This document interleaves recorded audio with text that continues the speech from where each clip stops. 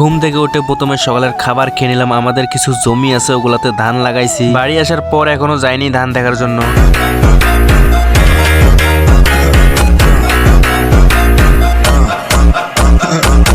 আজকে ধানের জমিতে পানি নিতে হবে, তাই এখন আমি যাচ্ছি ধানের জমিতে পানি নেওয়ার জন্য এবং দেখবো ধানের গুছিগুলো কিরকম হয়েছে। আমাদের গ্রামে বলা যায় সবারই জমি আসে, কারো কম কারো বেশি। আর আমাদের গ্রামের 100% লোকের মধ্যে মনে করেন 100% লোকে ধান চাষ করে। গ্রামের মানুষ বলে বাড়িতে যদি ধান থাকে তাহলে খাবার নিয়ে আর কোনো টেনশন নাই। সামনে যে জমিটা দেখতে পাচ্ছেন, তো এটাই হচ্ছে আমাদের জমি। ধান লাগানোর সময় আমি বাসায় ছিলাম না, তো আমার এক চাচাতো ভাই ধান লাগাইছে। তো ঢাকা থেকে আসার পর দেখি না ভালোই ধান লাগাইছে। বাড়িতে মা অথবা চাচি বা ভাবি যারা থাকে তারা করে কি বাড়ির উঠানে শাকসবজি চাষ করে, আবার লাউ, করলা, ঝিঙ্গে, সজনা আরো অনেক কিছু চাষ করে বাড়ির উঠানে। আমাদের মূল জিনিসটা হলো ধান। মনে করেন ধান যদি থাকে বাসায় তাহলে তরকারি নিয়ে কোনো টেনশন করা লাগে না। শুধুমাত্র আলু একটু কম চাষ করে, তাছাড়া সবকিছু চাষ করে আমাদের গ্রামের লোক। আমরা চাইলে বাজার না করেও চলতে পারবো, কারণ আমাদের বাড়ির উঠানে অল টাইম কোনো না কোনো শাকসবজি থাকে। এইদিকে আমার পানি নেওয়া হয়ে গেছে, তো এখন আমি যাচ্ছি বাড়ি। এটা হলো আমাদের এলাকার ঈদগাহ মাঠ। এখানে ছোটবেলায় অনেক খেলাধুলা করতাম, এখানে অনেক ছোটবেলার স্মৃতি জড়িয়ে আছে। এখনো এখানে ব্যাডমিন্টন খেলি শীতের রাতে। এখন ব্যস্ততার কারণে কোনো খেলাধুলাই করা হয় না। এখন হয়তো মাঠটা দেখতে অনেক খারাপ দেখা যায়, কিন্তু ঈদের 2-1 দিন আগে ভালো করে পুরো মাঠটা পরিষ্কার করি আমরা। এটা হলো আমার বাড়ির সামনে। আমি যখন বাড়ি থেকে বার হই তখন ঠিক